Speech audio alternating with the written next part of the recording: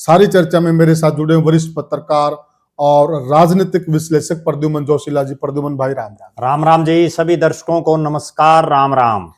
राजनीति की दुनिया की बात करें तो साथियों, दीपक बाबरिया ने जो कांग्रेस की कमी बताई, उस वजह से पूरे हरियाणा के अंदर खलबली मची हुई है। और खलबली मचना भी लाजमी था, क्योंकि वह बात हम भी लगातार कह रहे थे कि कांग्रेस पार्टी ने गलत टिकटें बांटी हैं और वही हार की वजह है। और दीपक बाबरिया जो कि कांग्रेस के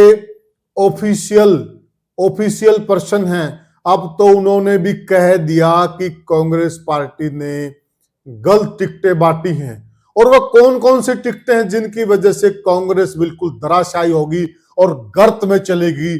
जहां एक तरफ लग रहा था कांग्रेस राज में आने वाली है, सत्ता तो छोड़िए, आप सत्ता के करीब भी नहीं पहुंची।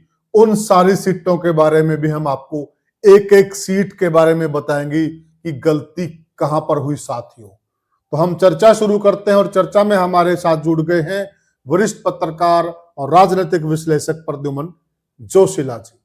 राम राम जी। सभी दर्शकों को नमस्कार, राम राम।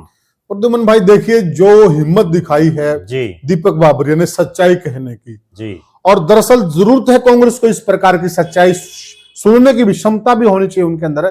जब आप आलोचना सुनोगे, आप सही कमी को सुनोगे, उस कमी पे काम करेगो, तो आप आगे तभी बढ़ सकते हो जी। परंतु उसको जिस रूप में लेना चाहिए था, उस आलोचना को उस रूप में न लेकर उल्टा कहीं न कहीं ऐसा लग रहा है कि दीपक बाबरिया को ही दोषी बनाया जा रहा है। देखो, निश्चित रूप से हरियाणा प्रदेश में जब से कांग्रेस पार्टी आ रही है जी, तब से लगातार बयानबाजियां बड़े चरम पर हैं। और केवल एक नेता जो हरियाणा से बाहर के हैं, वो हरियाणा के हैं भी नहीं, उन्होंने हार की जिम्मेदारी ली है। बिल्कुल। बाकी हरियाणा प्रदेश का कोई नेता ये नहीं कह रहा कि मेरी वजह से हरियाणा में कांग्रेस की ये दुर्गति हुई है। सही कहा।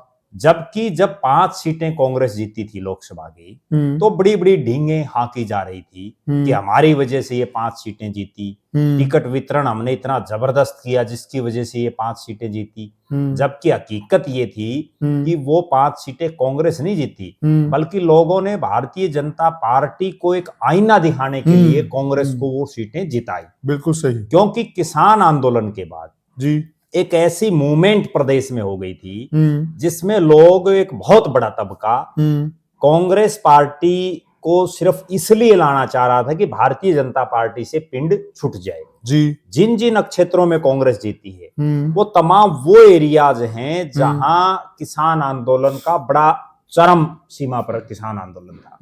वो चाहे अंबाला की सीट हो, चाहे वो सिरसा की हो, चाहे वो हिसार की हो, चाहे वो रोहतक की हो, चाहे वो सोनीपत की हो, जहां जहां भी किसान आंदोलन का अपना एक जो है वजूद रहा, वहां जीती। लिहाजा ये कहा जा सकता है कि वो कांग्रेस की जीत ना होकर के केवल और केवल भारतीय जनता पार्टी को हराने के लिए वो जीत थी। ठीक है। उस समय तमाम नेताओं ने बड़ी बड़ी डींके हांगी कि अब कांग्रेस पार्टी 70 सीटें जीतेगी, 80 जीतेगी, एक आधा तो 90 तक भी बात कर रहा दावे कर रहा था कि हम तो एक तरफा ही जीतेंगे। और बहुत से लोग तो इस तरह की भाषा का यूज भी बहुत जगह हो रहा था कि कांग्रेस चाहे किसी को भी टिकट दे दीजिए, बिल्कुल सही कहा, जीत निश्चित है। जो ही 8 तारीख को परिणाम आए और हार हुई, उसके बाद केवल हरियाणा प्रदेश के कांग्रेस के जो प्रभारी हैं, जो गुजरात से आते हैं, जिनका हरियाणा की राजनीति से कोई लेना देना भी नहीं है, बिल्कुल, और उन्होंने को बहुत लंबा चौड़ा इंटरफेयर भी हरियाणा की राजनीति में नहीं किया। दीपक बाबरिया ने हार की नैतिक जिम्मेदारी ली। उन्होंने ये कहा कि मैं अपना इस्तीफा दे रहा हूं, और उन्होंने अपने इस्तीफे की पेशकश कांग्रेस के शीर्ष नेतृत्व को की। ये अलग बात है कि अभी तक कांग्रेस के शीर्ष नेतृत्व ने उनका इस्तीफा मंजूर नहीं किया, लेकिन उसके बावजूद हरियाणा कांग्रेस के तमाम बड़े नेता, चाहे प्रदेश के अध्यक्ष उदय बांजी हो, चाहे प्रदेश में उस समय जो विपक्ष के नेता थे चौधरी भूपेंद्र सिंह हुड्डा हो, रोहतक के सांसद दीपेंद्र सिंह हुड्डा हो, सिरसा के सांसद कुमारी शैलजा हो, राजस्थान से जो राज्यसभा के सांसद रणदीप सिंह सुरजेवाला हो, कैप्टन अजय सिंह यादव हो, और भी बहुत जो नेता हैं, उनमें से किसी एक नेता ने भी ये नहीं कहा कि इस हार के पीछे मैं भी कहीं ना कहीं एक वजह हूं। अच्छा। जबकि जनता खुलेआम रुके मार रही है कि ये तमाम जो कांग्रेस के नेता थे वो इस हार के लिए जिम्मेदार है। एक नेता नहीं, तमाम नेता जिम्मेवार हैं, क्योंकि सही ढंग से किसी ने काम किया ही नहीं। ठीक बात है। अब जब लगातार कमेटियां बनी, जो है जो केंद्रीय आला कमान है कांग्रेस का उसने बनाई, प्रदेश के अध्यक्ष ने बनाई, उनके बाद भी कुछ नहीं निकल कर के आया। 2 महीने से ज्यादा का समय हो गया, आज तक ये पता ही नहीं चल पाया कि ये हार हुई किस वजह से, क्योंकि कोई जिम्मेवारी ले नहीं रहा। और कांग्रेस में जो एक कमेटियां बनाई गई हैं उनमें भी मुझे नहीं लगता कि किसी नेता की इतनी हिम्मत है कि वो ये कह दे कि इस फला नेता की वजह से हम हारेंगे। जी सही कहा। इसीलिए कांग्रेस की ये दुर्गति हो रही है और आगे आगे और ज्यादा होगी अगर यूं ही रहा तो। बिल्कुल, क्योंकि आज जो हालात है, पिछले 2 महीने से सार्वजनिक कार्यक्रम जो होते हैं, राजनीतिक सार्वजनिक कार्यक्रम जी, उनसे तो कांग्रेस के ज्यादातर नेताओं ने अपनी दूरी बनाई जी। सामाजिक कार्यक्रमों में कोई ब्याह शादी कांड मुकांड में कोई नेता आते हैं इक्का दुक्का, वहां भी लोग उनको बहुत ज्यादा रिस्पॉन्ड नहीं कर रहे जी। लोग उनसे मिलने के लिए नहीं आ रहे, हाय हेलो तक नहीं कर रहे। तो कहीं ना कहीं ये लग रहा है, उन नेताओं को भी ये जच गया है कि वास्तव में आपने हरियाणा प्रदेश की जनता के साथ सही नहीं किया। जनता जिन प्रत्याशियों को चाह रही थी उन लोगों को आपने टिकटें नहीं दी। निश्चित रूप से इन टिकट वितरण में चाहे वो भाई भतीजावाद हो, अपनी जो है दोस्ती निभाई बहुत से लोगों ने, और बहुत सी टिकटें गलत बांटी गई। अब जो दीपक बाबरिया जी ने, जो कांग्रेस की अभी जो मीटिंग हुई और उन्होंने वो पहली मीटिंग अटेंड की, क्योंकि उनका चुनाव जब चल रहा था उसी समय उनका स्वास्थ्य बड़ा खराब हो गया था। और जब टिकट वितरण, वो पहले ऐसे आदमी मुझे नजर आए कांग्रेस में जो वास्तव में जो असली कांग्रेसी जिसको कहते हैं ना, वो हैं। बाकी ये जितने हैं ये तो सिर्फ टाइम पास नेता है, ये तो अपना उल्लू सीधा करने के लिए जो है कांग्रेस में बैठे हैं। वरना तो इनमें से भी कोई ना कोई बड़प्पन दिखा कर जी सही कहा और हार की जिम्मेदारी जरूर लेता जी। अब जो दीपक बाबरिया ने इस मीटिंग के बाद स्पष्ट रूप से ये कहा कि हमारी 15 के आसपास टिकट वितरण गलत हुआ। हालांकि मेरा निजी रूप से ये मानना है कि 15 से भी ज्यादा टिकटें गलत बटी जी। लेकिन 15 टिकटें जो उन्होंने मानी, कम से कम उन्होंने ये तो कहा कि हमारे से गलती हुई है। और इससे पहले एक बहुत बड़ी बात उन्होंने, जब एआईसीसी के दफ्तर में टिकट वितरण का जब दौर चल रहा था तो वो एक दिन रो पड़े थे और उन्होंने ये कहा कि मैं जिस ढंग से टिकट वितरण चाहता हूं उस ढंग से मेरी नहीं चल पा रही, प्रदेश के नेता मेरी नहीं चलने दे रहे, और वो रो पड़े थे। और उसका एक कारण भी ये था। तो प्रद्युमन भाई देखिए, जिस वक्त वो रोने का वीडियो था जी, वो बड़ा वायरल हुआ था चुनाव के दौरान, और बड़े मीम भी बने थे उस वीडियो पे जी।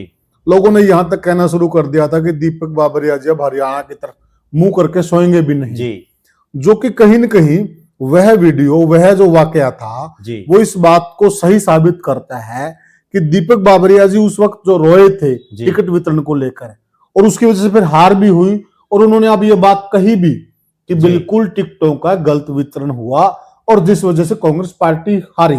अब होना क्या चाहिए, जो कि इन्होंने सही बात कही है और जो कांग्रेस को आगे लेके जा सकती है और कांग्रेस में सुधार कर सकती है जी। अब राहुल गांधी को, जो सीनियर नेता है, इनकी सपोर्ट में आना चाहिए और कहना चाहिए कि दीपक बाबरिया जी प्रदेश के प्रभारी थे, इनसे ज्यादा समस्या को कौन जानता है कि असली समस्या कहां थी। अब इन्होंने जो बात कही है इस पे पूरा अमल होगा, पर हो नहीं रहा, उल्टा उन्हीं के कपड़े फाड़े जा रहे हैं। देखो, निश्चित रूप से जिस दिन दीपक बाबरिया रोए थे ना, उस दिन वहां हजारों कांग्रेस के नेता और कार्यकर्ता थे बिल्कुल में, और उसी दिन ये स्पष्ट हो गया था कि कांग्रेस पार्टी हरियाणा में नहीं आएगी। ठीक है, क्योंकि जब प्रदेश का प्रभारी जिसको प्रदेश के अध्यक्ष और प्रदेश के तमाम नेताओं से सुपर माना जाता है कि यही है सर्वे सर्वा, और जब वो आदमी रो रहा है, क्योंकि आदमी रोता बहुत ज्यादा दुख जब उसको, और जब उसकी बिल्कुल तमाम जो है हदें पार हो जाएं, तभी आदमी सार्वजनिक रूप से रोता है। और उस दिन के बाद ये निश्चित हो गया था कि जब दीपक बाबरिया की नहीं चल रही तो अगर कल न राज आ गया तो ये तो जो जिसकी भी उसमें चल रही थी तो ये तो फिर बाकी दूसरे नेताओं की भी नहीं चलने देंगे। जब प्रदेश के प्रभारी को कोई नहीं पूछ रहा तो छोटे मोटे को कौन पूछेगा। जनता में उसका बहुत गलत सिग्नल गया, ना केवल जनता में बल्कि कांग्रेस के नेताओं में और कांग्रेस के कार्यकर्ताओं में, कांग्रेस के टिकटार्थियों में उसका गलत मैसेज। आप एक चीज देखिए और दर्शक भी इस चीज को बता सकते हैं, कि आपके इलाके के जितने कांग्रेस के संभावित दावेदार थे, कहीं 20 थे, कहीं 30, कहीं 50, 80 तक थे, उनमें से कितने लोगों ने चुनाव में कांग्रेस के प्रत्याशी की सही ढंग से मदद की? नहीं की। क्यों नहीं की? क्योंकि उनको ये पता लग गया कि जब दीपक बाबरिया की नहीं चल रही तो तुम्हारी तो कोई दुकानदारी नहीं है। दुकानदारी नहीं है। अब जो मामला है, जब उन्होंने ये खुल के कहा कि 15 सीटें के आसपास गलत टिकट वितरण हुआ है। साथियों, हम वो प्रद्युमन भाई को लगभग पता भी है वो कौन कौन सी टिकटें हैं जी, उन पर पहले भी प्रकाश डाल चुके हैं और हम इस वीडियो में भी आपको बताएंगे वो सीटें भी हम बताएंगे कौन सी जो टिकटें थी जिनकी वजह से कांग्रेस पार्टी का राज हरियाणा से चला गया। लेकिन पहले बात यह है कि प्रद्युमन भाई जी कि जो आला कमान है वो सच्चाई का साथ क्यों नहीं दे रहा? मैं उसी बात पर आ रहा हूं। अभी जो बाबरिया साहब ने कहा उसके बाद और उससे पहले भी प्रदेश के अध्यक्ष उदय भानजी एक बयान दे रहे हैं कि प्रदेश की कार्यकारिणी दीपक बाबरिया प्रभारी ने नहीं बनने दी। जी, कितना बेतुका बयान है। अगर दीपक बाबरिया चाहते तो आपने जो प्रवक्ता बना रखे उनको भी नहीं बनने देते, आपने जो जिलों के प्रभारी बना रखे उनको भी नहीं बनने देते, आपने प्रदेश का महासचिव बना रखे है उसको भी नहीं बनने देते, वो कैसे बनने दिए? ठीक बात है। ये तो कमी कहीं ना कहीं आपकी खुद की। और एक और बड़ी में खास अच्छा, एक बात और प्रद्युमन भाई, आप तो इस चीज के प्रत्यक्षदर्शी हैं जी। जिस प्रकार से जनता के बीच में जाकर, जिस प्रकार से फील्ड में उतर कर दीपक बाबरिया ने काम किया है, आज तक किसी कांग्रेस प्रभारी ने नहीं किया था। मैं उसी चीज पर आ रहा हूं। कांग्रेस प्रभारी तो छोड़ दीजिए, कांग्रेस प्रभारी तो इससे पहले के जितने प्रभारी थे ना, मैं एक बड़ी गजब बात दर्शकों को बताऊं। आज दीपक बाबरिया का नाम हरियाणा प्रदेश के जिनका भी राजनीति में थोड़ा सा इंटरेस्ट है वो हर आदमी उनके नाम से वाकिफ है। बहुत बड़ी बात है, बहुत बड़ी बात है। यहीं से पता चलता है कि असल में काम कौन कर रहा था। जबकि इससे पहले जो प्रभारी बने उनका तो कांग्रेस के टिकटार्थियों तक को भी ढंग से नाम याद नहीं है। अगली जो बात है, प्रदेश के अध्यक्ष उदय भानजी के आप टूर प्रोग्राम, क्योंकि उनके टूर प्रोग्राम जारी होते हैं, आप देख लीजिए, दर्शक भी बता सकते हैं वो कितने जिलों में जाकर के उन्होंने अकेले ने मीटिंग ली, कितनी जगह प्रदेश के प्रभारी दीपक बाबरिया पहुंचे। जब इन दोनों चीजों का आप कैलकुलेशन करेंगे, असली जिम्मेदारी किसकी बनती है? असली जिम्मेदारी बनती है प्रदेश के अध्यक्ष की। काबिले गौर करने वाली बात यह है कि हरियाणा प्रदेश कांग्रेस कमेटी के जो अध्यक्ष हैं उदय भानजी, वो भूपेंद्र हुड्डा और दीपेंद्र हुड्डा के बिना पूरे प्रदेश के कितने जिलों में जाकर के उन्होंने दौरा किया, कितने विधानसभा हल्कों में वो गए जी। जबकि दूसरी तरफ जिनकी वो ड्यूटी भी नहीं है, प्रदेश के प्रभारी का ये काम नहीं है कि वो हर जिले में जाके जो है मीटिंगें करे, हर वर्ग के साथ जाकर के बात करे, लेकिन उसके बावजूद दीपक बाबरिया ने गुजरात से आकर के, वो तो गुजरात से आते हैं, बिल्कुल सही कहा, और वो जो है जिला वाइज घूम रहे हैं, जबकि प्रदेश के अध्यक्ष उदय भानजी अपने मौज कर रहे हैं। उनको तो ये पूरी तरह से बेफिक्र थे वो कि जो होगा वो होता रहेगा। और जो कि हार की जिम्मेदारी दीपक बाबरिया जी ले रहे हैं, प्रभारी होकर दूसरे स्टेट से हैं जी, और जिम्मेदारी बनती सबसे बड़ी अध्यक्ष की।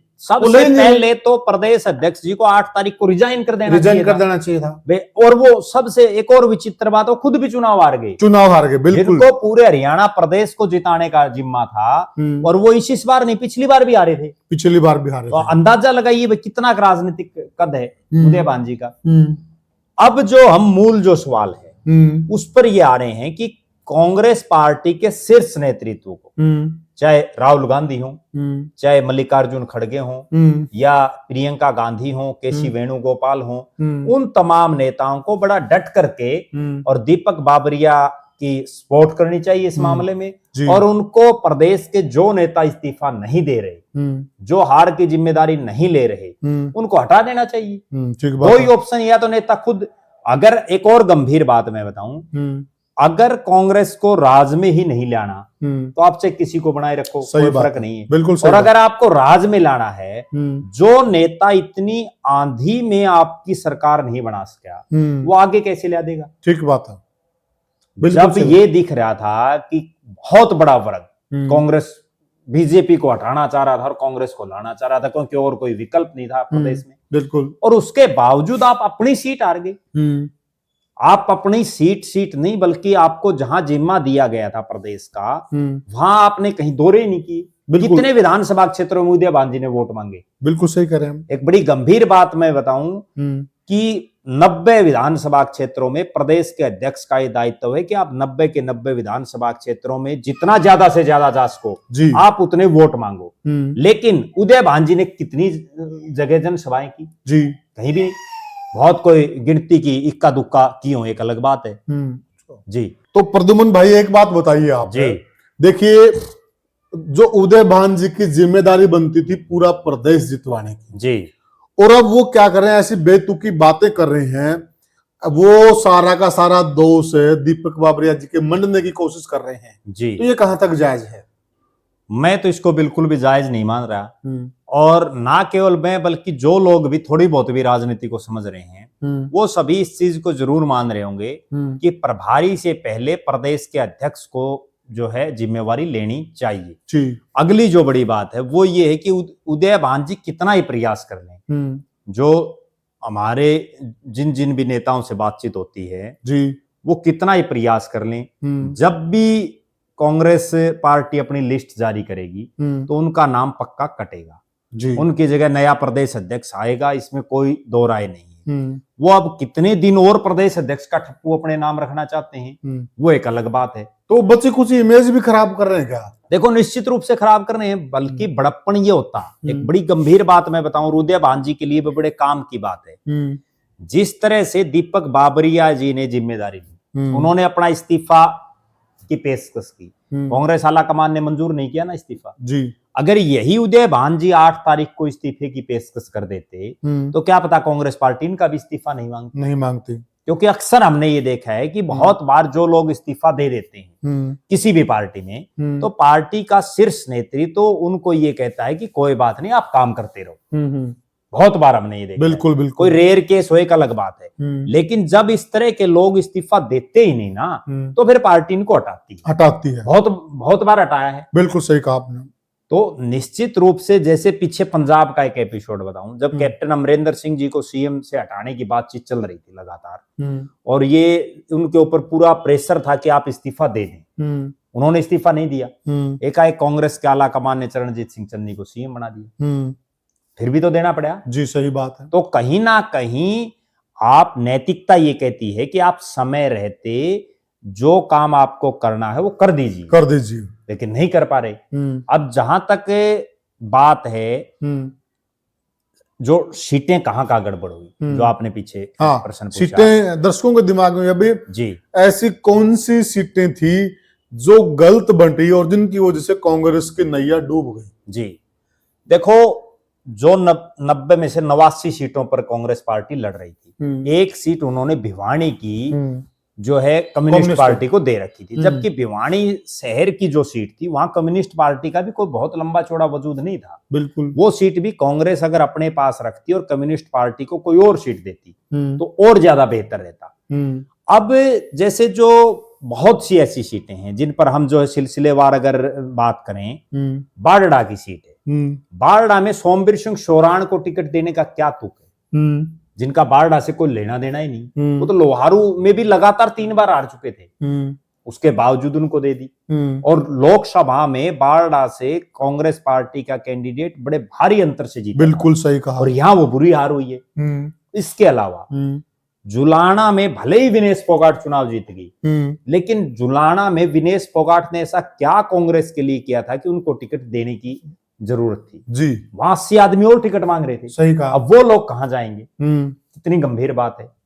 इसी से तो कार्यकर्ता का और नेता का एक जो उसका मोरल है वो डाउन होता है। और इसके अलावा जी प्रद्युमन भाई, ठीक है, आपने जुलाना विनेश को दे दी जी, और विनेश वहां से चुनाव जीत गई जी, परंतु जो बाकी जींद की सीटें हैं वो तो सारी कांग्रेस हार गई, और लोगों का ये कहना है कि इसमें कहीं न कहीं विनेश वाली सीट का भी बड़ा रोल है। देखो, निश्चित रूप से होता है। मैं जो आपको बता कि कार्यकर्ताओं का मोरल डाउन हो जाता है। बे 5 साल एक जो है 50 आदमी आपके पीछे घूम रहे हैं, तेल फूक रहे हैं, अपना काम धंधा छोड़ रहे हैं, और उसके बावजूद आप एकदम से पैराशूटर किसी कैंडिडेट को उतार दो, कोई तुक थोड़ी है। अगर यही सीट विनेश फोगाट को सीट देनी थी, चौधरी भूपेंद्र सिंह हुड्डा अपनी किलोई गढ़ी सांपड़ा किलोई से लड़ाते। सही बात है। तब पता एक चलता। मैसेज आता कि भाई चोरे भूपेंद्र सिंह हुड्डा ने, हरियाणा की एक बेटी है जो जिसने ओलंपिक में जो मेडल से चूक गई और उसके लिए अपनी सीट खाली कर दी। सीट खाली कर दी। कितना बड़ा मैसेज आता, पूरी दुनिया में मैसेज आता है, पूरी दुनिया में, और आज तक नहीं, ये वर्षों तक याद रखा, वर्षों तक याद रखा। चौधरी देवीलाल ने अपना प्रधानमंत्री का जो ताज था वो वीपी सिंह के सिर पर रख दिया। वो बात आज भी लोग याद रखते हैं। बिल्कुल सही बात। श्रीमती सोनिया गांधी को संसदीय दल का नेता चुना जाना था, लेकिन उन्होंने डॉक्टर मनमोहन सिंह को अपनी कुर्सी दे दी। वो आज भी कांग्रेसी बड़े जो है फख्र के और गर्व के साथ उस चीज को बताते हैं। तिगांव की सीट है, ललित नागर, जिसके बारे में हर आदमी ये कह रहा था कि ये चुनाव हारेंगे नहीं, उनकी टिकट आपने काट दी। बल्लभगढ़ से जिन पराग शर्मा को आपने टिकट दी, उनकी बुरी हार हुई, कहीं वो उसमें नहीं थी। पटौदी से आपने परल चौधरी को टिकट दी, कहीं लाइन तक में नहीं थी। अंबाला कैंट से आपने परविंदर सिंह परी को टिकट दी, कहीं वो लाइन में ही नहीं थी। उसके बावजूद जो वहां निर्दलीय कैंडिडेट खड़ी थी, उन्होंने अनिल विज को नाको चने चबवा दी। सही कहा। और ये तो कुछ एक सीटें हैं। अब जैसे नारनौंद की सीट है, भले ही वहां एमएलए कांग्रेस का जीत गया, लेकिन टिकट वितरण वहां भी सही नहीं हुआ। इसी एक नारनौंद की सीट की वजह से कुमारी शैलजा पूरे प्रचार से दूर रही। बिल्कुल। अगर इस एक सीट को जस्सी पेटवाड़ को टिकट ही आपने देनी थी जी, तो जैसा मैंने कहा कि विनेश फोगाट को गढ़ी सापड़ा किलोई से, जस्सी पेटवाड़ को भी आप गढ़ी सापड़ा किलोई से लड़वा देते। जी, या आप और कहीं, आपके तो बहुत से हल्के हैं जी। तो उसके अलावा अगर बरवाड़ा विधानसभा की बात करें, रामनिवास घोडेला के तमाम कांग्रेसी विरोध कर रहे थे जी, और उसके बावजूद आपने उनको टिकट दे दी। और जो पहले बुरी तरह से हारे, और जब उनकी टिकट कटी वो कांग्रेस को छोड़ करके चले गए। और एक और देखिए प्रद्युमन भाई जी, इनका तो कांग्रेस से तो कर ही रहे थे जी, उनके अलावा वह किसान आंदोलन के नेता भी कर रहे थे जिन्होंने लोकसभा में कहीं न कहीं कांग्रेस को जितवाने का काम किया। नहीं, बहुत बड़े स्तर पर उनका विरोध था। हाँ। और उसके बावजूद उनको टिकट देना, ये कहीं ना कहीं ये दर्शा रहा है कि जिन लोगों ने टिकट वितरण किया, यानी चौधरी भूपेंद्र सिंह हुड्डा और दीपेंद्र सिंह हुड्डा, ये दर्शाना चाह रहे थे। और मैं बड़ी गंभीर बात बता रहा हूं, और रोने वाला एपिसोड भी उसी दिन हुआ जब बरवाड़ा के लोग गए थे। जी, भूपेंद्र सिंह हुड्डा और दीपेंद्र सिंह हुड्डा ये दर्शाना चाह रहे थे कहीं ना कहीं कि हम ही सब कुछ हैं, हम जिसको चाहेंगे उसको जनता को जिताना पड़ेगा, उसको कांग्रेसियों को जिताना पड़ेगा। और जिसका हसर ये हुआ कि आप जहां एक तरफ 70-75 की बात कर रहे थे, आप 37 पर आकर के टिक गए जी। और इन सब के अलावा बहुत सी ऐसी सीटें हैं जो कांग्रेस पार्टी ने, अभी मैं एक उदाहरण और दूं, भवानी खेड़ा में प्रदीप नरवाल को उतार दिया। उनको यही नहीं पता भवानी खेड़ा में गांव कितने हैं। सही कहा। भवानी खेड़ा के लोगों को ये नहीं पता कौन प्रदीप नरवाल है जी। जिन लोगों ने वहां 10 साल 20 साल से कांग्रेस को जो सींच रहे थे, कि आपको कोई आदमी वहां नहीं मिला जी। इन सब के इतर बहुत सी ऐसी सीटें हैं पूरे प्रदेश की। ये तो हमने 10-12 वो चुनिंदा सीटें गिनाई हैं जी। इनके अलावा भी बहुत सी ऐसी सीटें, अटेली की हम बात करें, अटेली में राव नरेंद्र सिंह एक मजबूत चेहरा था जी। परिसीमन से पहले जो उनका हल्का था नारनौल, उसके बहुत से गांव अटेली में थे। और अगर अटेली से उनको टिकट मिलती तो इंद्रजीत की बेटी 100% चुनाव हारती। सही कहा। लेकिन वहां नारनौल भी हार गए और अटेली भी चुनाव हार गए। नरवाना की आप बात कर लीजिए, अगर जिला वाइज हम आए, नरवाना में बिल्कुल डम्मी कैंडिडेट पार्टी ने उतारा। उचाना में जो कैंडिडेट उतारा, वहां आपके ही जिन लोगों को आपने थापी मार रखी थी जी, वो लोग आपके कहने से बैठे नहीं, या आपने उनको बिठा नहीं। कहीं ना कहीं तो कोई रोल है जी। सही। जींद में महावीर गुप्ता के बारे में लगातार ये प्रचार था कि ये चुनाव नहीं जीत सकते, क्योंकि मांगेराम गुप्ता एक जमीन से जुड़ा हुआ नेता था। लेकिन महावीर गुप्ता तो कहीं लोगों के बीच में जाते ही नहीं, वो चुनाव हारे। सफीदों से आप ले लीजिए, सफीदों में जब ये पता है कि एक देशवाल साहब पहले निर्दलीय खड़े हैं, पिछली बार भी क्यों सुभाष गांगुली जीते, उसका कारण क्या था कि जसबीर देशवाल ने पिछली बार चुनाव नहीं लड़ा, वो मजबूत देशवाल अकेले रह गए, इसलिए वो चुनाव जीत गए। जैसे ही 2 देशवाल आए, चुनाव हार गए। तो कहीं ना जातीय फैक्टर आपने बैठाए, ना आपने भौगोलिक फैक्टर बैठाए, ना आपने अपने कैडर के नेताओं को वो टिकट दी, क्योंकि ये जो बहुत सी सीटें, अब इनके अलावा आप आ जाइए, रानिया की सीट है। रानिया में कांग्रेस पार्टी लगातार कंबोज बिरादरी से प्रत्याशी उतार रही है। पिछली बार विनीत कंबोज थे, वो चुनाव हार गए। इस बार सरव मित्र कंबोज को टिकट दे दी। अब सरव मित्र का भले ही वो विधानसभा क्षेत्र है, लेकिन उन्होंने उस क्षेत्र में मेहनत तो नहीं की उससे पहले। बिल्कुल सही कहा। जिन लोगों ने वहां दिन रात मेहनत, पैराशूट कैंडिडेट कहेंगे, बिल्कुल पैराशूट कैंडिडेट हैं, ठीक है, पत्रकार हैं, लेकिन हैं तो पैराशूटर। अब वो 5 साल कितनी मेहनत करते हैं, उसके बाद जो है पता चलेगा। सही कहा। इनके अलावा अगर आपको मोटा मोटी मैं बताऊं, पूरे हरियाणा प्रदेश में बाबरिया साहब तो 15 की कह रहे हैं, और मैं ये कह रहा हूं कि कांग्रेस ने 35 सीटें कम से कम गलत बांटी हैं। बहुत बड़ा आंकड़ा। उन 35 में से 5-7 जीत भी गए। 5-7 जीत भी गए। क्यों जीत गए? क्योंकि बीजेपी की बहुत भयंकर खिलाफत थी जी। और वो 5-7 अगर और सही कैंडिडेट होते तो वो 5-7 भी 50-50 हजार से जीतते, जो अभी 10-10, 12-12 हजार से जीते। बहुत बड़ा मार्जिन हो। आप ये देखिए, बड़ौदा की सीट है, इंदुराज भालू भले ही चुनाव जीत गए, लेकिन वहां जनता की एक आवाज थी कि डॉक्टर कपूर नारवाल को टिकट दिया जाए। अब और गंभीर मैं बात बताऊं, बहादुरगढ़ की सीट है, राजेंद्र सिंह जून के बारे में सबको ये पता था कि ये चुनाव नहीं जीत सकते, और पिछली बार राजेश जून ने भी इंडिपेंडेंट लड़ने की तैयारी की थी। एक बड़ी गंभीर बात मैं दर्शकों को बताऊं, वहां भी यही सेम मामला जो सफीदों में हुआ। राजेंद्र जून और राजेश जून और जो दिनेश कौशिक है, तीनों का एक ही गांव है, एक ही गांव है तीनों कैंडिडेट। अच्छा। 2014 में 3 कैंडिडेट एक गांव के थे, वहां लोहा माजरा गांव। तीनों कैंडिडेटों में राजेंद्र जून कांग्रेस के, नरेश कौशिक बीजेपी के और राजेश जून ने इंडिपेंडेंट चुनाव लड़ा, वो कांग्रेस की टिकट मांग रहे थे। राजेश जून को अच्छे खासे वोट मिले, राजेंद्र जून भी चुनाव हार गए, राजेश जून भी चुनाव हार गए और पंडित जी चुनाव जीत गए। 2019 में फिर से तीनों मैदान में आ गए। राजेश जून को मना लिया भूपेंद्र सिंह हुड्डा और दीपेंद्र सिंह हुड्डा ने, और ये कह के बना लिया कि अगला चुनाव आपको लड़ाएंगे। पूरा बहादुरगढ़ इस चीज का गवाह है, पूरा बहादुरगढ़ बोल रहा है।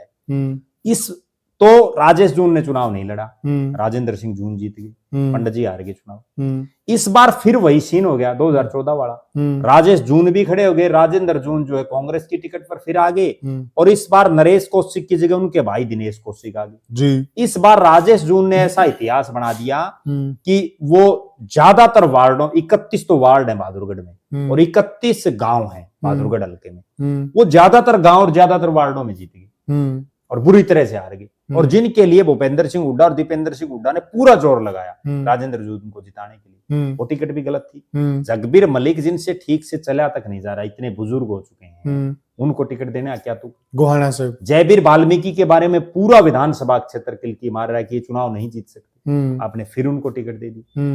कुलदीप शर्मा के बारे में पूरा हल्का बोल रहा है, फिर आपने उनको टिकट दे दी। राय में आपने टिकट गलत बांट दी। उसके बाद जो है पूरे प्रदेश के अलग अलग, पानीपत ग्रामीण ले लीजिए आप, सचिन कुंडू को टिकट देना कहीं कोई तुक वाली बात नहीं है। ठीक बात है, ठीक है। धर्म सिंह छोकर के ऊपर तरह तरह के जो है शिकंजे कस रही है लगातार एजेंसीज, उनको आप टिकट दे रहे हैं। सुरेंद्र पवार सोनीपत में जो जेल में जाके आए, उनको आपने फिर टिकट दे दिया। कहीं ना कहीं ये दर्शा रहा है, ये तो प्रद्युमन भाई आप वाली बात है, तो 35 से भी ज्यादा सीटें हैं। बिल्कुल 35 से ज्यादा बैठेंगी, 15 तो कम कह रहे हैं दीपक बाबरिया जी। बिल्कुल दीपक बाबरिया जी 15 में कहीं ना कहीं वो, मुझे ऐसा लग रहा है कि एकदम 35 कह दें तो कहीं कोई बहुत ज्यादा झटका नहीं लग जाए। ठीक है, तो धीरे धीरे बढ़ाएंगे। बिल्कुल, ये तो उंगलियों पे, हमने तो उंगलियों पे गिनती जहां जहां गड़बड़ हो रही है। बिल्कुल सही कहा। और इसराना की सीट है, पूरा विधानसभा क्षेत्र ये किलकी मार रहा था कि बलबीर वाल्मीकि जी चुनाव नहीं जीतेंगे, और उसके बावजूद उनको टिकट दे दी पार्टी। शमशेर गोगी के बारे में पूरा असंध किलकी मार रहा था। वीरेंद्र राठौड़ लगातार चुनाव हारते जा रहे थे गरोंडा से, उनको आपने फिर टिकट दे दी। एक तरफ तो आप ये कहते हैं कि 2 बार जो हार गया उसको हम टिकट नहीं देंगे, सही कहा। कांग्रेस के एक अधिवेशन में ये चीजें पारित हुई थी, और इन चीजों पर बाबरिया साहब भी बार बार बोल रहे थे कि जो 2 बार हार गया उसको टिकट नहीं मिली। कितने 2 बार हारे हुए लोगों को आपने टिकट दे रखी। नरेश सेलवाड़ भले ही इस बार जीत गए, लेकिन हारे तो वो भी 2 बार हैं। सही बात है। उनकी टिकट पर भी बहुत बड़ा प्रश्न चिन्ह है, और वो उनको भी मैं जीता हुआ नहीं मानता। वो भी अनूप धानक की खिलाफत थी इसलिए जीत गए जी। अनूप धानक की बजाय अगर बीजेपी किसी ढंग के चेहरे को टिकट दे देती, चुनाव जीत जाते। सही कहा आपने। झुलाना में भी वही हुआ, जिन विनेश फोगाट की हम बात कर रहे हैं, अगर वहां कैप्टन योगेश बैरागी की बजाय हल्के के किसी मजबूत जाट चेहरे को टिकट दे देती बीजेपी, तो हार जाती। बीजेपी ने भी ठीक है 5-10 सीटों पर टिकट गलत वितरण किया है, लेकिन कांग्रेस ने तो उससे भी ज्यादा कर दिया, और बीजेपी जीत गई, इसलिए उस पर चर्चाएं लोग नहीं कर रहे। गलत तो बीजेपी ने भी कई जगह किया है जी। लेकिन वो चूंकि सत्ता में है जी, तो इसलिए अब जीत गए तो सबके वोट आए, गलती भी छुप जाती है। बिल्कुल, अगर वो हार जाते तो उन गलतियों पर भी मंथन होता। तो प्रद्युमन भाई अंतिम बात पे आते हैं जी, कि जो दीपक बाबरिया जी जिस बात की तरफ इशारा कर रहे हैं जी कहीं न कहीं वो एक असली बीमारी की तरफ इशारा कर रहे हैं कांग्रेस की, जी और यही असली बीमारी है जो निकलती नहीं कांग्रेस से, और जिस वजह से हरियाणा में बार बार कांग्रेस हार रही है, जी परंतु वो मान नहीं रहे हैं। जी तो इनको अब क्या करना चाहिए, बड़ा दल दिखाकर है, इनको ये बात माननी चाहिए और इस पे काम करना चाहिए, परंतु ये वो नहीं करके टाल मटोल और उल्टा चोर कोतवाल को डांटे वो वाली कहावत ये कर रहे हैं। जी। तो इसमें अंतिम बात क्या होनी चाहिए? देखो, अंतिम बात मेरा तो ऐसा मानना है कि या तो राहुल गांधी जी ज्यादा हरियाणा को लेकर के सीरियस हैं ही नहीं। अच्छा। क्योंकि हरियाणा में 2 महीने रिजल्ट आए हुए हो गए, आप अपना नेता प्रतिपक्ष नहीं बना पा रहे, विधायक दल का नेता, आप प्रदेश अध्यक्ष को लेकर के कोई फैसला नहीं ले पा रहे, और उस हरियाणा से नहीं ले पा रहे जिसके CWC जो कांग्रेस की सबसे ताकतवर समिति है उसमें 2 सदस्य हैं, उसके बावजूद आप कोई फैसला नहीं कर रहे। कहीं ना कहीं अब चूंकि संसद चल रही है, संसद के तुरंत बाद अभी दिल्ली का चुनाव आ जाएगा, सही बात है। तो अभी अगले कुछ दिन कुछ भी होता हुआ नजर नहीं आ रहा, और जितना ये डिले करेंगे उतना कांग्रेस पार्टी खत्म होती जाएगी। जैसे और राज्यों में हुआ है वैसे ही हरियाणा में होगा, जब तक बोल्ड फैसले नहीं लेंगे। बोल्ड फैसले का मीन्स ये है कि भारतीय जनता पार्टी ने अभी रेखा शर्मा को राज्यसभा में भेज दिया, 10 आदमियों की और उम्मीदें थी, 10-12 आदमियों की हम बनेंगे, किसी ने सांस काटा जी नहीं, कोई चुस्का जी। इसको कहते हैं अनुशासन, ये चीज है।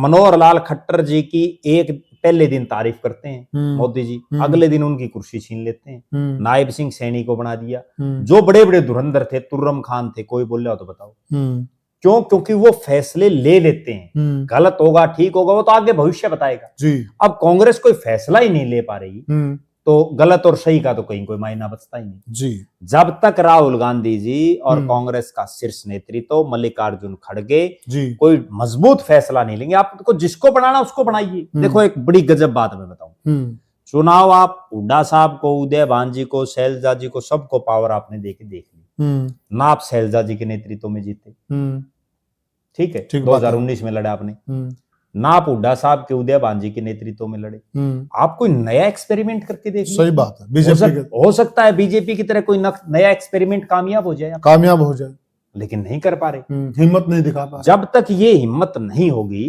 तब तक कितना कुछ करे जाओ, तो मुझे नहीं लगता कि कहीं कोई कांग्रेस पार्टी सरवाइव कर पाएगी। तो साथियों देखिए, हमने जो चर्चा की उस चर्चा में हमने जो कांग्रेस की कमजोरी के बिंदु हैं और जो बात दीपक बाबरिया जी कह रहे हैं वो बात लगातार हम भी कह रहे हैं, हमने भी कई वीडियो में कही है कि कांग्रेस पार्टी बहुत बड़ी गलती कर रही है और उस गलती की वजह से कांग्रेस पार्टी जीत नहीं पा रही है, और अगर यही गलती लगातार कांग्रेस करती रही भविष्य में भी दांव लगने वाला नहीं है। आप क्या कहते हैं, आपकी क्या विचार हैं, हमें कमेंट सेक्शन में जरूर बताइएगा, और जो दीपक बाबरिया जी ने बात कही आप उससे कितने सहमत हैं हमें वह भी बताइएगा। तो साथियों फिर मिलेंगे, हम किसी और मुद्दे पर चर्चा करेंगे, तब तक के लिए साथियों राम राम। राम राम।